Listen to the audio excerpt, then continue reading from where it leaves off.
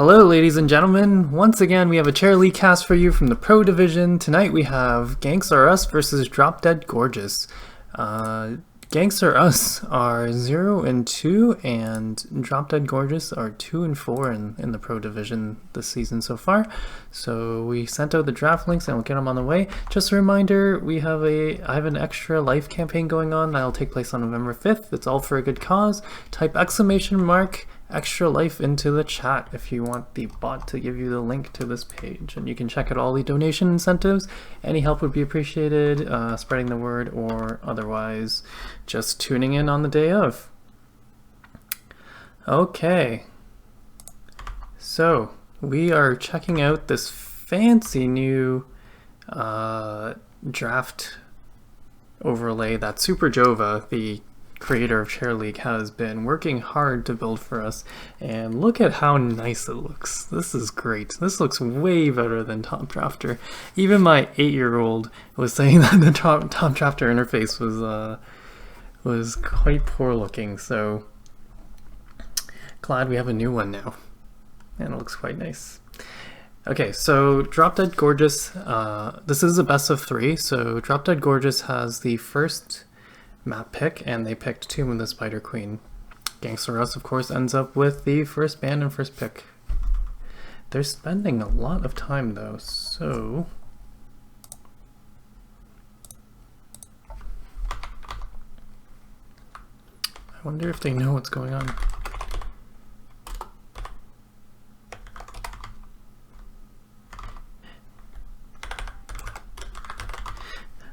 Okay, so Sylvanas, one of the most popular picks on this map, Tomb of the Spider Queen. We see her banned or picked on this map day in or week in and week out.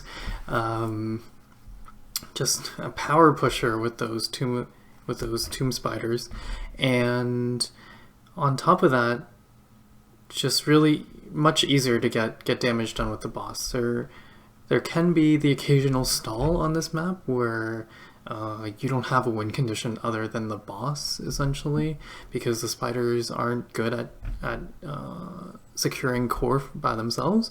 So having a Sylvanas just lets you get that advantage and kind of secure the game more easily. Samuro, the new hero, who is, I think, around 66% win rate in Hero League right now, so no surprise ban there. He seems quite strong. His win walk is just kind of insane. Very hard to deal with. The fact that it gives him movement speed and you can't body block him just means he can get away scot-free. Of course, we are kind of used to this from his Warcraft 3 days, but people aren't used to dealing with it yet, so we might as well ban it out right now. So we see the Kerrigan first pick from Ganks or Us. Once again, this is a very popular pick here, almost as popular as the Kael'thas, which just came up. Usually we see him going to the 5th pick, even Kael'thas, but with his AoE wave clear, he's really the favored mage here, even favored more than Li Ming, it seems, these days for this map. So their other pick isn't loading up. I'm just going to refresh my page. There we go. Okay, so it's ETC. So this combo has so much stun. Kael'thas and ETC is a classic gank combo. Power slide into a gravity lapse is guaranteed, and unless, someone misplays or mispositions, and then, Kerrigan has her combo to follow up as well.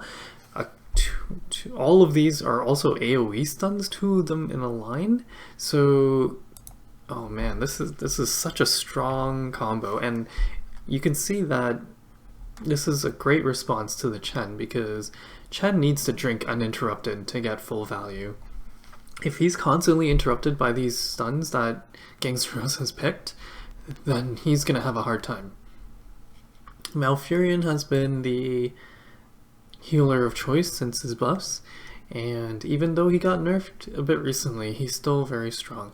And On Tomb of the Spider Queen especially, even before he got buffed and kind of reworked, he was picked on Tomb of the Spider Queen just because he can sustain so long, and he can even sustain other people like a Li Ming. Having a Li Ming with unlimited mana is really frightening. So this is a great pairing. The second round of bans were Vala and Oriole. Having secured the Malfurion themselves, they don't want another great sustain healer. Oriole, of course, is another hero that doesn't really use mana, so she can just sustain in the lanes the whole time, doesn't have to go home for mana or anything like that. So trying to take that out. Of course, the other no mana healer left is Brightwing, so they could still go for that. Brightwing's global presence isn't as significant on this small map, but still a great healer, especially if you really want to stay on the map, as you should in Tomb of the Spider Queen. The two things we always talk about in Tomb of the Spider Queen are goaltending ability, which Johanna, Li Ming, even Chen are great at, and wave clearing, which Johanna, Kael'thas, Tychus, and even to a degree Kerrigan are fairly good at. And Malfurion, of course, taking that level 1 Moonfire talent is quite decent at as well. Now there's going to be a problem for Ganks R Us. I guess Tychus matches up decently against Chen by himself, so I think that will be the bottom lane matchups. And then you want ETC and KT in the roam for sure, and then yeah, you bring your healer in the roam as well. I'm not sure about this Lily pick against Drop Dead Gorgeous. They don't have any auto attackers, so the blind isn't useful, and the blind is usually what you pick Lily for. So I'm very interested to see why this Lily pick came out. And we see an Azmodan, the classic Johanna Azmodan combo. Taste for Blood can get very powerful later on in the game, and but will it even get to that late? With Ganks R Us lineup, they can really build up on early advantage and just snowball the game, and that should be what they're looking to do. I think it's quite risky going up into the late game against Azmodan. Azmodan has a lot of lane pressure, but on such a small map, I feel like he does better on the big maps where he can get a lot of space to split push. But on such a small map, once he gets a fort down, let's say in the bottom lane or something like that, he can't really split push safely. People can get behind him quite easily. So, alright, so the GLHFs are out. Let me know which team you think is going to win. I'm going to ask Nightbot to try and give me a straw poll. I'm gonna test this out. I haven't even tried this yet. So please try and vote. So click on that link in the chat. Tell me, let's see who's gonna win. Who you think is gonna win? Let's head into the game. Alright.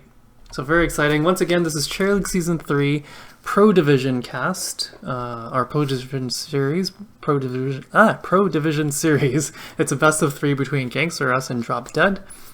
Let's read their about pages. Ganks R Us.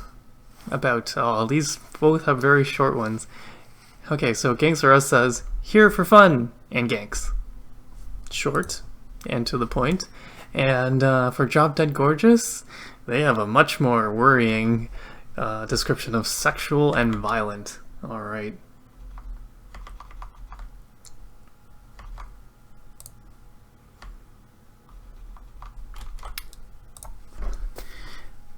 So on this map, it can get fairly snowbally. Whoever gets the first spider turn in might just never allow the other team to turn in. So we'll see if that's what happens in this. Certainly, Ganks have a lineup that can snowball. So, all right, introducing them: Ike on Kael'thas, Spectral on Tychus, Ripper on ETC, Vampire of Life on Lily, and Drago on Kerrigan. On the other side, on Drop Dead Gorgeous, we have Ajax on Asmodan, Chaos on Li Ming, Pugs Not Drugs on Johanna, Unitas on Malfurion, and Chen on Gelda. And as suspected, Chen will be taking the bottom lane against Tychus. Looks like Chen wants to come up for a 5v5 fight first though, but they don't have all 5 on Ganks or us here, so they probably won't be willing to oblige. Kael'thas is out really far though. Wow, if they jumped on that earlier, they could have gotten a lot of damage on him. And this is an attrition map. Like I said, you really want to sustain and stay in lane, so that would have really hurt them kind of indirectly. Not in an obvious manner. Sometimes not dying is still detrimental to your team, so. Alright. Prog Rock, Charm Blades, Convection, Press the Advantage, Conjurer's Pursuit. Fairly standard talents from everyone. And here we see the 4-man rotation. Actually, Ganks or Us actually failed their 4-man. They sent Kael'thas down to cast 1 Flame Strike, and then they split off. But Kael'thas didn't even stay to soak that whole wave, so they missed an entire wave. And you can see that they're behind in XP already because of that. He decided to go help his team, which is okay, but then he should have just stuck with them the whole time. And maybe they could have cleared fast enough to get back into the mid lane. Anyway, it's only 1 wave versus experience. It's not the end of the world. They just need to clean up their rotation. Bottom here, we see that Tychus is getting the better of Chen. Chen, of course, recently did get nerfed a little bit, so not being able to withstand the trait and the minigun of Tychus. We see the gem counts are quite similar, as they should be. Oh, Asmodan gets isolated here, and no Johanna's there to save him, so no harm, no foul. Asmodan gets his healing up from Malfurion, and it's like nothing happened. Alright, so very static laning phase here. If there is a map where there is kind of a laning phase, this would be it, I guess. First to level 4 Drop Dead Gorgeous though. Let's see what they pick up. Army of Hell, so they do go with a taste for blood, not worrying about the early game as much. Oh, look at that big orb by Li Ming, but a 3-man combo by Kerrigan. Really well done. They don't finish off Malfurion though, and it looks like Kerrigan is the one to go down. She got dunked. They do recover his gems though. Or her gems though, rather, so not the worst, but they really gotta watch that. They really gotta finish off and their focused fire target, I guess, is what they needed to do there. Malfurion escaped with almost no life. Look at Johanna holding her level 4 talent. Just, I love this. If you don't need a talent yet, you can definitely hold it.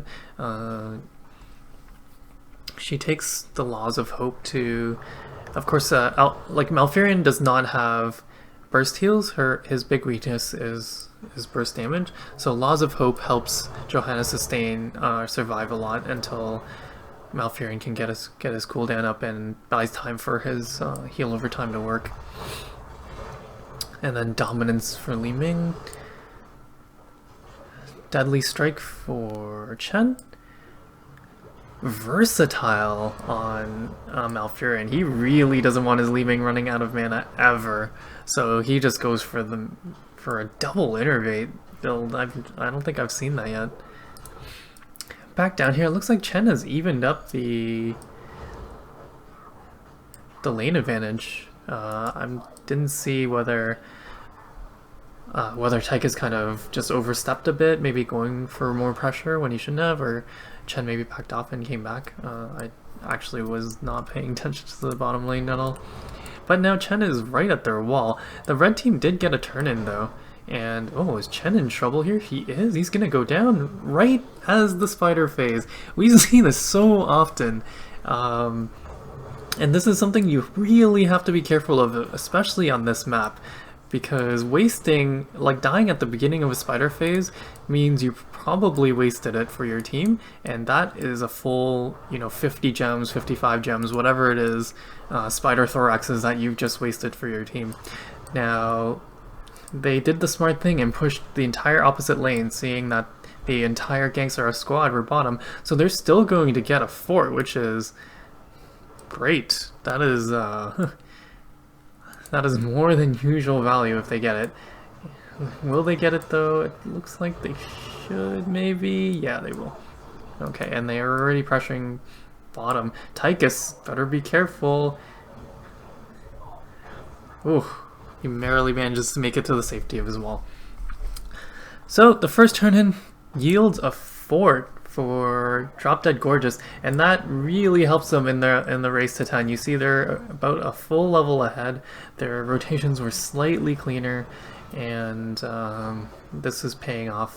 That paid off in the turn-in, and the turn-in gave them a level advantage. And now it's a level and a half even, and it looks like Tychus was pressured back once again by the Chen. Chen is just such a strong laner. He's just one of the best laners in the game forever, and that has not changed even with his nerfs, but he does go down again. So with a little help from his friends, they do manage to pull it back within one level, but level 10 is coming so fast for Drop Dead Gorgeous that they will not be able to get a turn in unless they get another pick somehow. Okay, they're trying to go for Li Ming, but the entire team is here, and Li Ming turns to fight. They are trying to get this fight before level 10, which is really smart. And oh, they blow up Alfurion so quickly. While ETC was distracting Johanna, they go in on the backline and throw all their spells on Alfurion, and he just goes down. And he can't deal with the burst of Kerrigan plus KT, it looks like. So here we go. Oh no, here's the Ganks turn-in, and oh, KT almost dies, but Chen actually has to barrel to get away, and he actually picked barrel for his heroic. We've been seeing nothing but Panda Pals ever since it got buffed. And ETC better be careful. Like I said, you do not want to die at the beginning of your team's spider phase. Okay, looks like he will be okay though, so we'll see if Ganks can capitalize on this and catch up a little bit in this game. They are a level down, and they are still a fort down, so it looks like KT has split off to try and soak some experience, clear up some waves. Now, he took Convection, so he really wants to be hitting heroes with that Flame Strike, so, and his team is engaging 4-on-4 in the mid lane. KT does arrive though and get some Convection stacks right there, but they haven't really gotten any structural damage done.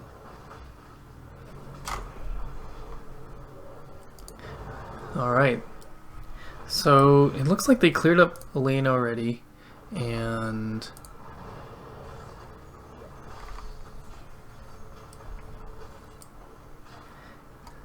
it looks like, okay, they're just pressuring the bottom lane, but they clean up all the spiders, so compared to what Drop Dead Gorgeous did during their spider phase, they only really got a wall and possibly a Chen kill, yes, and another Chen kill, so you can see that the experience advantage, they have caught up a little bit, but I don't think that spider phase went quite as well as they were hoping, especially since they got a kill right before it started. So that just allowed them to turn in, but it didn't allow them to do anything with that turn in. Now they're trying to get another spider phase. Johanna with her flashlight will put a stop to that. So hey, what are you doing there? Stop loitering. And looks like from the straw poll, looks like most people picked Drop Dead Gorgeous to win, liking their lineup, and it looks like they are pretty far in the lead right now, I'd say. I mean, experience-wise, it looks like Ganks have caught up, and they seem to be very good at picking out the Chen. Chen needs to be super careful. He is not as tanky as he thinks he is with this Tychus in his face. Tychus, of course, does percent health damage, so you know, a high health hero like Chen does take a lot of damage, and they do have a dual tank setup with Johanna as well, so Tychus is just getting all the value on this map. Now, Taste for blood stacks. Oh, here, there's looks to be engagement. Kael'thas will make it out, luckily, and a great gravity lapse to disengage.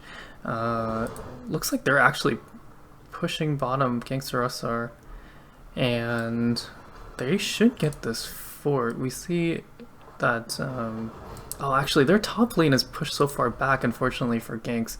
If their top lane was equalized before they turned in, then they would have gotten a lot more value out of this, because then, oh, Drop Dead Gorgeous would be forced to defend, but they get Li Ming. Oh my, the pickoff potential with all the stuns on the side of Gangster Us is so powerful. And we see it turn out there, but they do get a KT kill in response, and here comes the Jugs to heal everyone up, and we see Odin just tanking the laser, but he doesn't care. Look at all this damage he's doing. Wow, there's just so much damage coming out from the Ganks RS squad. They really do like Ganks. They were not kidding about that in their bio.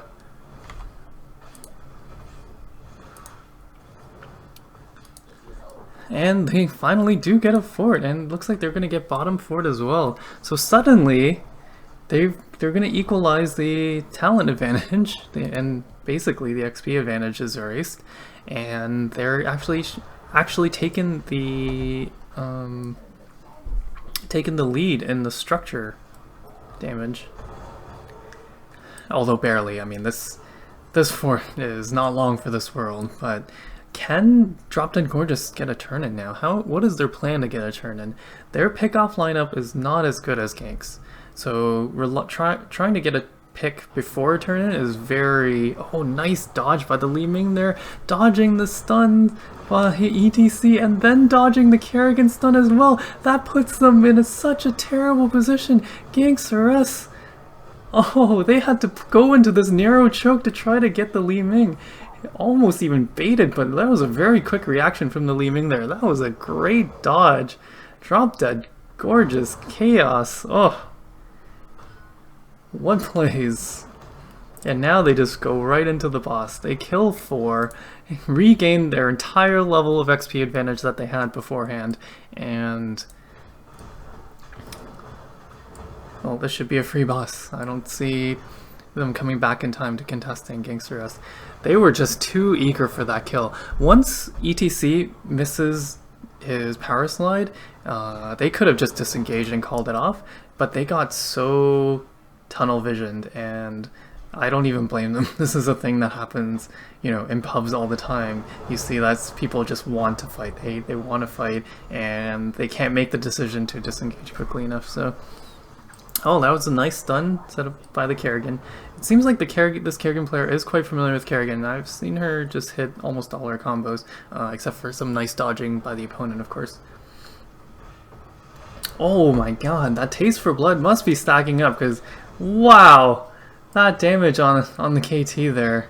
Of course, the Li Ming did combo it off with her stuff, and wow, and there's the third pick. Is this actually going to be game? No, it isn't. Okay, it is going to be keep though, but it looks they should be up before they could get onto the core.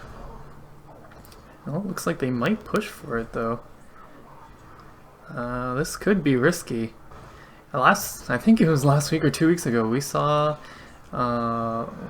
Obsidian Gaming throw the game by pushing core too early. Oh no, but they just jump on them right outside the Hall of Storms, and oh, finally we see a Mosh coming up, and Kerrigan pulls them into it, which is really nice, but they have no core left, so I guess it didn't matter in the end.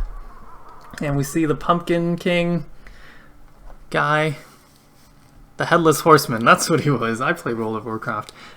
He flies around laughing for some reason. I don't know what he had to do with any of this, but it's his season, I guess, so he's gonna enjoy it.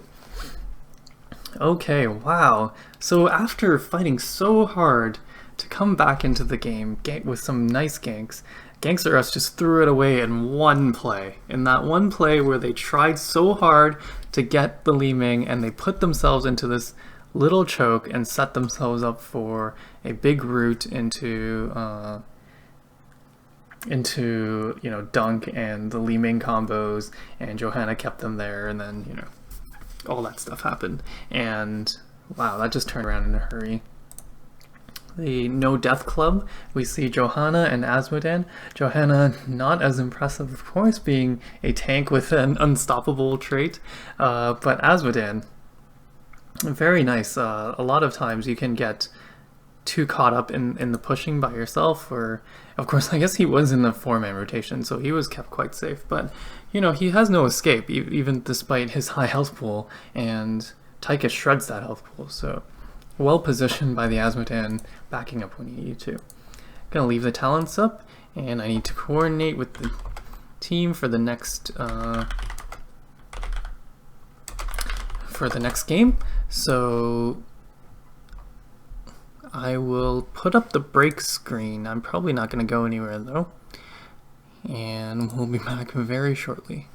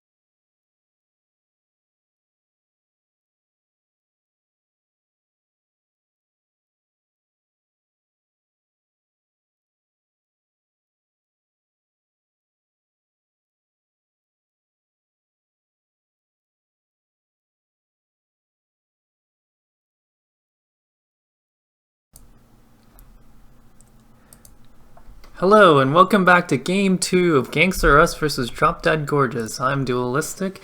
Thank you for joining me tonight. We saw kind of a crazy first game so far, in that, you usually see a fairly lopsided affair in Tomb of the Spider Queen, where one team, whoever gets the first turn in, kind of snowballs their lead and just crushes to victory. But we actually saw a bit of a comeback from Ganks in the mid-game, managed to equalize and even take the lead a little bit, but gave up all their advantage and subsequently just gave up the game in one play where they overreached and tried to gank a Li Ming and wasn't successful and dropped 4, and then eventually that ended up in a turn-in plus a boss plus a core push. So now this is Ganks map choice, Blackheart's Bay. This is a very unusual map choice, so I'm expecting some kind of special strategy maybe come from Ganks They don't have first pick though, so they had to ban the Samuro. We see Zool banned by Drop Dead Gorgeous. Zool can rotate between the top and mid lane by himself and kind of take care of that by himself, so he's very strong on this map. And it's hard to answer him without, giving up the turn-in or, being more inefficient at getting the creeps, or the mercs rather. So one of the things we do have to consider on this map is merc taking ability, which is usually not as highly prioritized as lane clearing in most maps. But on this map, having someone who can solo the mercs really quickly and at high health is really important. The other thing that is really important is vision around the turn-in. So, heroes like Zagara, heroes like even Medivh. And then the third, since it is still a big map, is mobility. Falstad and Brightwing were always very popular here. So we'll see if either of these teams pick up Illidan or Sonya, who are the two most popular kind of solo merc-taking heroes. There are, of course, bribes now. You can combine merc-taking and mobility in one hero in Falstad. So we'll see what these teams come up with. Now we see Ganks, their first picks are Chen and Sylvanas. So Chen was on Drop Dead Gorgeous last game, and I guess they liked they did not want to have to deal with that again. So they pick it for themselves, kind of a respect steal pick. And Sylvanas, this map works like Sky Temple, where any free damage you can get without doing the objective is, saves you an objective. And it's even more important on Blackheart's Bay because the turn-ins get more and more expensive. The coins get harder to get and to turn in. Whereas in Sky Temple, you could have 2 temples come up in the temple phase, and you could kind of just split them to guarantee damage.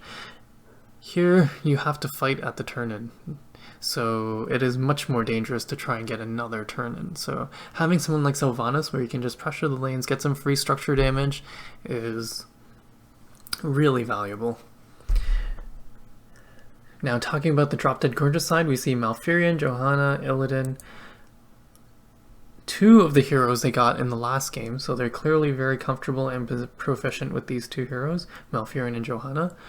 Now, they also matched up Johanna with an Azmodan, whose dunks, even though it wasn't that late in the game, started doing some good damage with Blackpool. Now, we see the Illidan come out from Drop Dead Gorgeous, as I expected, and I completely expect Ganks. Now, they already have Sylvanas for merc taking, so they don't have to take it, but they could still have a Sonya and be fine.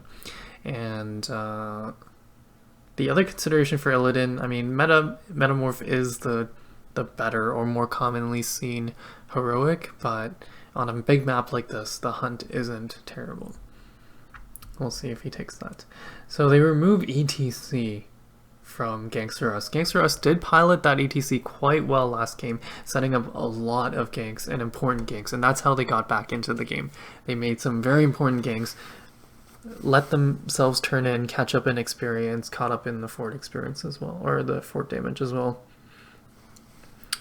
Vala, it seems like Ganks Val banned Val second last game as well. It seems like they just don't want to deal with that consistent damage, and you know, Val can just deal a lot of damage. She can top charts easily, so just don't want to deal with that risk. They pick Thrall, who is good for soloing the bottom lane. You do need someone who can do that.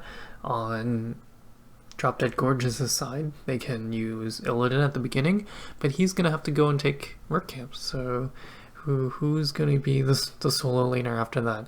Could be Li Ming. Li Ming versus Thrall is not the worst. It's... I mean, if the Li Ming plays it right and he can stay away from the Chain Lightning, she'll be fine. Otherwise, she can still be whittled down. And there we go, it's the Azmodan again. So it's probably going to be the Azmodan bottom lane. Well, okay, no, you want to pair him with Johanna, I guess. So they'll be in the 4-man rotation. So probably Illidan will go in the bottom lane solo at first. And then when he goes to take Mercs, I expect Li Ming to take up the bottom lane or something like that. But with the clear that Johanna and Azmodan have together, you probably want them rotating in the top 2 lanes, clearing those creeps first. Ganks for us answer with Lily once again. I mean, Jugs do a lot of work, but I start to question whether this is kind of like a crutch pick for them, if they just don't have a healer that's too comfortable with another. I mean, this is a pro division team, so I can't really put them on that, but yeah, I'm very confused. Well, I mean, Lily is great against Illidan, though. That much is true. I mean, I love the blind double dragon build coming out from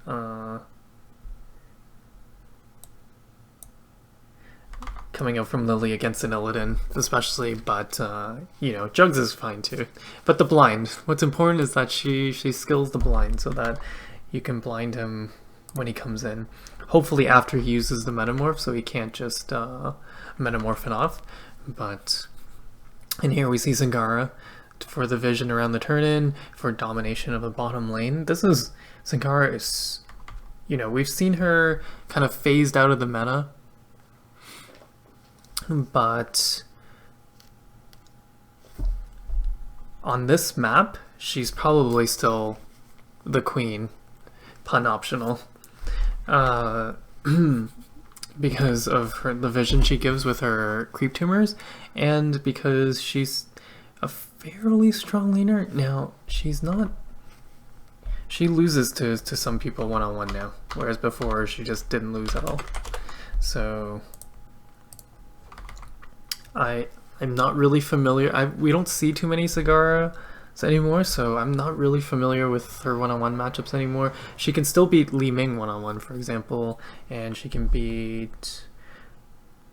I don't know how she does against like someone like Azmodan, for example, or Johanna. She can probably still beat Johanna, but I don't know about Illidan. It'll be interesting to see how this pans out. Alright, we're heading into the game. Once again, this is game 2. Ganks vs. Drop Dead. If you like the cast, hit the follow button. I cast Chair League all week usually, and I will have one more game tomorrow to cast, I think. Yeah, 1 or 2 games tomorrow to cast, so stay tuned.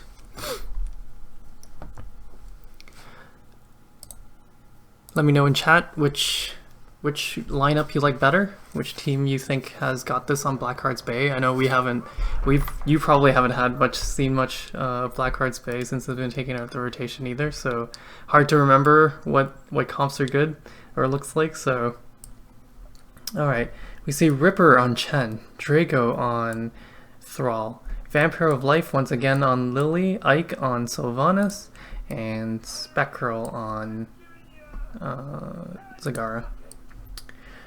And on the side of Drop Dead Gorgeous, we have Gelda on... Who's that? On Illidan. No, wait, sorry. No, that's it. What? Who is that? That is a strange... Oh, that's Johanna. Okay, Gelda and Johanna. Chaos on Li Ming. Unitas on Malfurion. Ajax on Azmodan. And Illidan on... Or Pugs, not Drugs on Illidan. So as expected, we see Zagara versus Illidan in the bottom lane, so I'll watch this matchup more closely. Of course, Illidan is very good at taking out the creep tumors. That is one of the considerations when trying to lane against Zagara. Trying to lane against her as a Li Ming isn't very good because you can't get rid of her creep tumors. Chen's under a lot of pressure here. Once again, with Johanna's stuns, you can give Chen a hard time. And it looks like Drop Dead Gorgeous wins this clearing war on the top lane. You always want to clear the top lane first, so they're winning that, and then they get to head to the chest as 4, whereas you can see that Ganks are late in their rotation. But it looks like they couldn't make use of this advantage, and now it's just a 4-on-4 fight. Oh, Chen's taking so much damage once again. He needs to be super careful. And it looks like Illidan actually killed Zagara on the bottom while this was happening. And they won the fight at top as well. So I guess that answers that question as to how Illidan can do against Zagara. Zagara is just so weak now with no self-sustain on the creep. And they have to send Thrall down here now, and this is not what you want. You did not pick Zagara to be in the rotation. She's not that great at the rotation. She wants to stay on her creep, build up creep on the bottom, build creep on the turn-in, and then just provide all this utility and vision for your team that way. Now we see Johanna's hiding in a bush here, waiting for Chen. That's going to be a hard gank, especially since he can just jump over and then walk away. It looks like Chen's actually going in with Lily behind him. Lily is at half mana, taking Conjurer's Pursuit once again. That's not...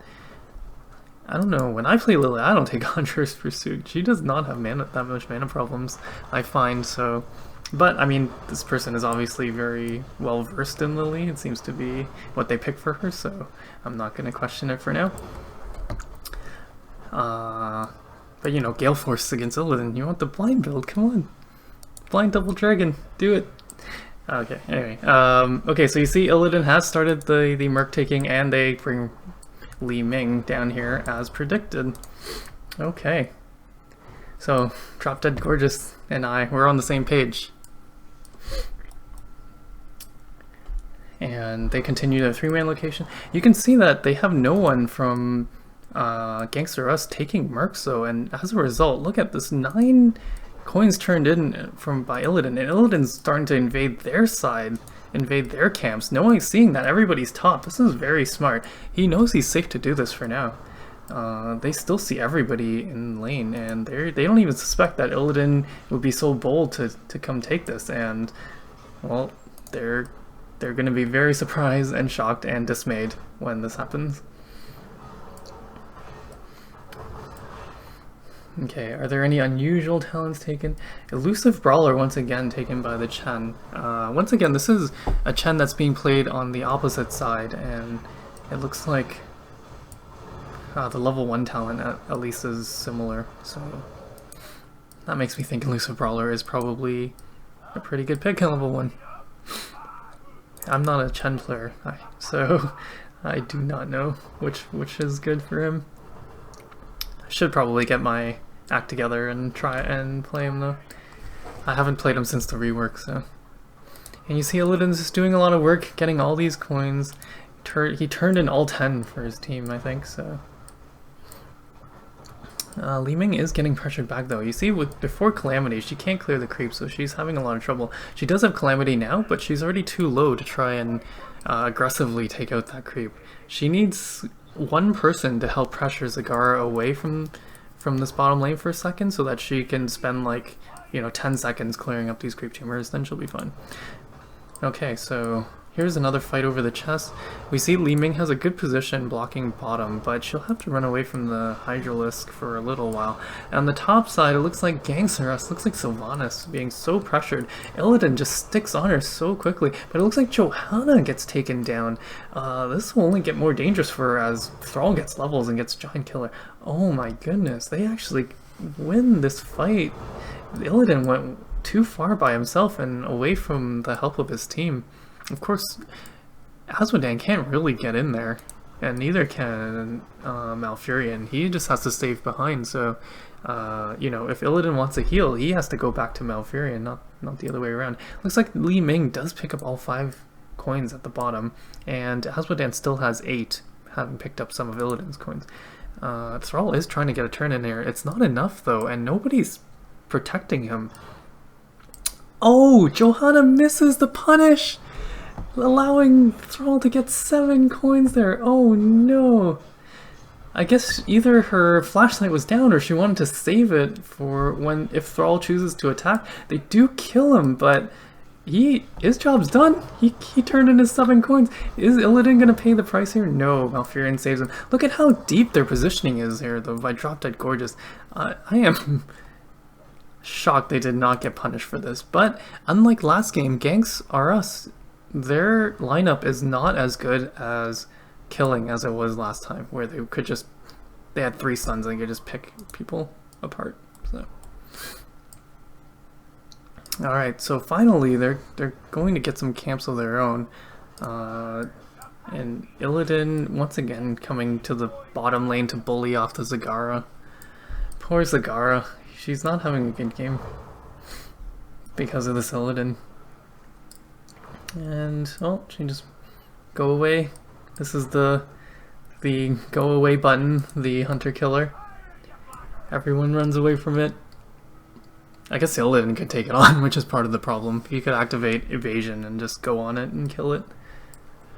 Okay, so level 10 heroics reach for both teams at least, so fairly even in that department. Just a slight 1 level advantage, but the level 11 advantage is not that important. Oh, Li Ming actually walks into a wolf, but they don't have any further lockdown to follow up, unlike last game where they had, you know, so many stuns and Li Ming would be in trouble, but here they don't. So Li Ming just blinks away. Now they have a full 5-man down bottom though, and this is going to do a lot of damage unless Drop Dead Gorgeous responds. They're trying to push out 2 lanes of their own on top and mid, but you know, they're going to give up a fort here. Wow, they actually go mind control, and wow, Li Ming actually gets blown up. Why was she hanging around?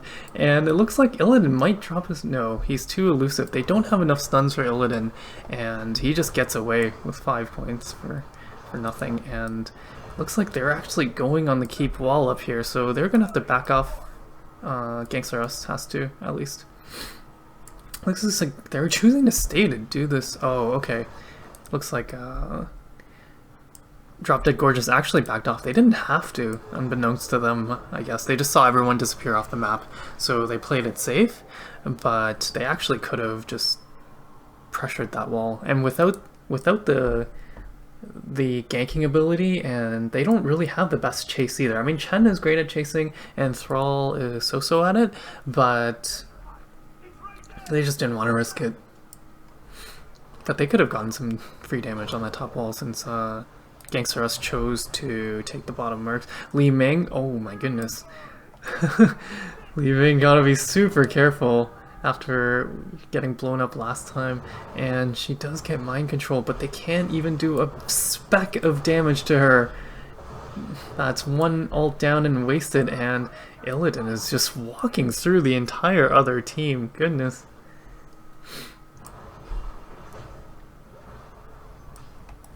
We see reflexive block taken for Illidan at 7. Being more worried about the auto attacks from Zagara, I guess. And he gets... Oh no, he got the Metamorph just in time. He was at the sliver of life. If they had gotten that kill, that would have been so big. Lily with the jugs healing up everyone, even more people because of the Panda Pals. And we can see that the Panda Pals do so much damage, but Illidan has gotten to the point where he can't be killed. He's just going nuts, and he's just cleaning up the entire team. Oh, all up in their face. And look at all those coins they recovered. Oh my goodness. And they're doing the smart thing here. They're getting the free damage that they don't need the objective to get. You know, like I was saying, this is very important because it saves you. It might save you another turn in and trying to get another turn in is very risky on this map. This is how people can come back in this game, or on this map, is by fighting you at the turn in. So, and then having a huge coin swing. So they're just getting all the damage they can. They know they can probably still turn in quite safely with the Panda Pals down. You know, they have much shorter ultimates on the side of Drop Dead Gorgeous, and there we go, they get their turn in. So that's going to be a guaranteed keep mid for them, and they still have 2 of their forts. So, and look at Illidan still doing work, collecting coins. He's a hard worker. He's making all them dollars. All right. Oh no, sorry, that is not a keep. I didn't notice that they still had a fort up on the bottom. So, well, it will guarantee this fort, and then with another turn in, they will definitely get the keep on mid. So we see Li Ming's going at least Illusionist and Calamity. I guess she's tired. She has been killed a couple of times, so or at least at the risk of being killed a couple of times. So she just likes to make sure that that's not going to happen, and takes Illusionist at 13. She knows that Chen can jump on her, so just playing it super safe. They do have the lead, so there's no reason to take too many liberties. They just need to keep the lead, keep getting coins. They know they have the better merc taking hero in Illidan, and he's getting stronger and stronger. Now he has now he's hitting his peak with Marked for Death. Marked for Death just gives him so much damage. And we see the taste for blood for Asmodan is getting up there as well. So he's going to be dealing a lot of damage. Yeah, he's over half done on taste for blood, so over 250 stacks. That dunk is going to hurt. That's going to be a slam dunk. Boom. Alright.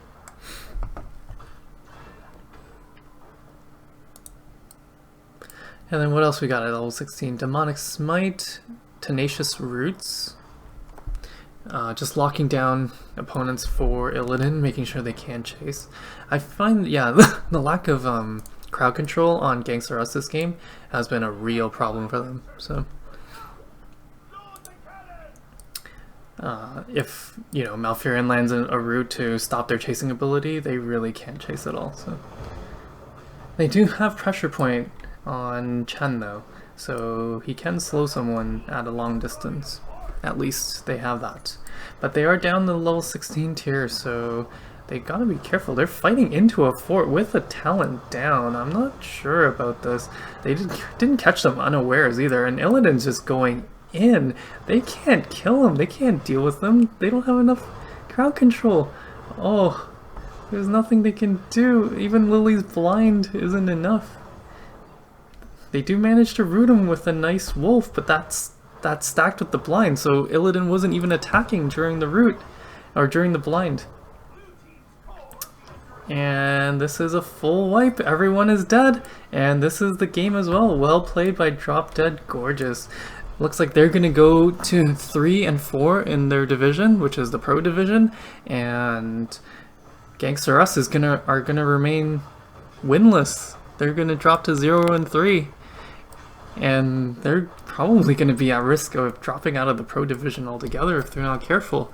So hopefully they can bounce back next week, and we'll see what they can do.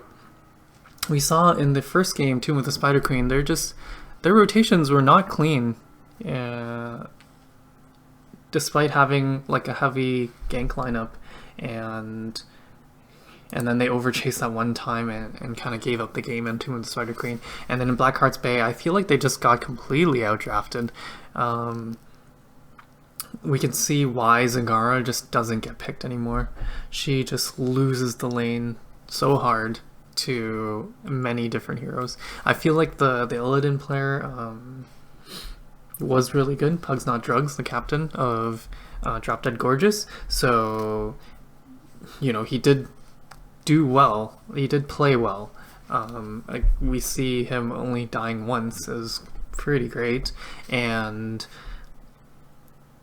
But you know, just the hero, like the laning advantage for that matchup is just too huge. The Illidan versus Zagara. So anyway, but we did get to see Azmodan, which I don't think I've casted in Cherry League yet. So that was pretty great. 2 games of Azmodan, and they seemed very comfortable running this combo, Johanna Azmodan, stacking up the Taste for Blood and just getting a lot of stacks for him, and that was great.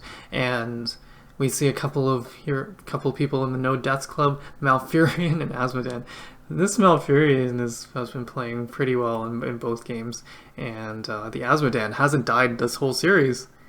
He didn't die the whole series, this Azmodan. So well played by Ajax. Congratulations to his team, Drop Dead Gorgeous. And once I'll put up the talents so you can see them.